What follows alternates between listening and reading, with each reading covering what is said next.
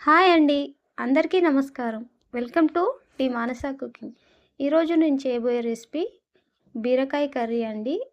ఎంతో సింపుల్‌గా, టేస్టీగా ఎలా చేయాలో ఇప్పుడు ఈ వీడియోలో చూద్దాం. ముందుగా స్టవ్ ఆన్ చేసి గిన్నె పెట్టి నూనె పోసి నూనె వేడెక్కనివ్వాలి.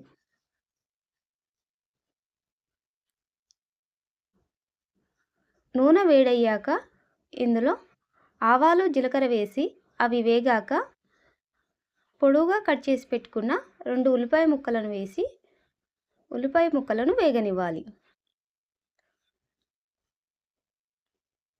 ఉల్లిపాయలు వేగిపోయాయండి. ఇప్పుడు ఇందులో హాఫ్ టీ స్పూన్ పసుపును వేసుకొని ఒకసారి కలుపుకొని ఇందులోనే కట్ చేసి పెట్టుకున్న బీరకాయ ముక్కలను కూడా వేసుకొని మొత్తం కలిసేలాగా కలుపుకోవాలి. ఇప్పుడు బీరకాయ ముక్కలు మగ్గడానికి మూత పెట్టి మగ్గించుకోవాలి. మూత తీసి చూద్దామండి. బీరకాయ ముక్కలు మగ్గిపోయాయి. ఇప్పుడు ఇందులో 2 స్పూన్స్ కారం, రుచికి సరిపడా ఉప్పు, పావు టీ స్పూన్ పసుపు, ఇందులోనే చిన్నగా కట్ చేసి పెట్టుకున్న 4 టమాటాలను కూడా వేసి మొత్తం కలిసేలాగా కలుపుకోవాలి. మీరు మా ఛానల్ ఫస్ట్ టైం చూసినట్టయితే ప్లీజ్ లైక్ చేసి సబ్స్క్రైబ్ చేయండి. మా ఛానల్ని ఫాలో చేయండి. ఇప్పుడు టమాటా ముక్కలు మెత్తగా మగ్గేంత వరకు మూత పెట్టి మగ్గించుకోవాలి.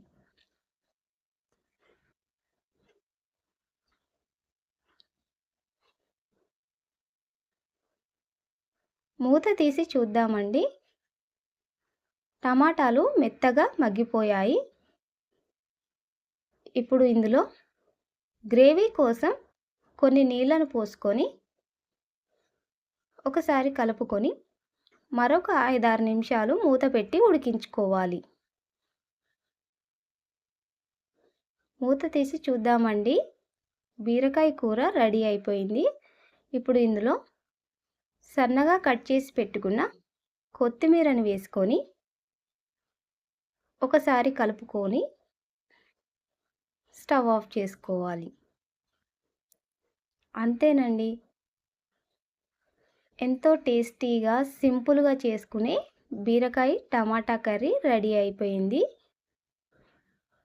ఇది వేడివేడి అన్నంలోకైనా చపాతీలోకైనా చాలా రుచిగా ఉంటుంది. మీరు ట్రై చేసి మీకెలా వచ్చిందో కామెంట్ చేసి చెప్పండి. అలాగే మీ ఫ్రెండ్స్ అండ్ రిలేటివ్స్కి ఈ రెసిపీని షేర్ చేయండి. ఇలాంటి మరిన్ని వీడియోస్ కోసం మా ఛానల్ని లైక్ చేసి సబ్స్క్రైబ్ చేసుకోండి. Thank you for watching.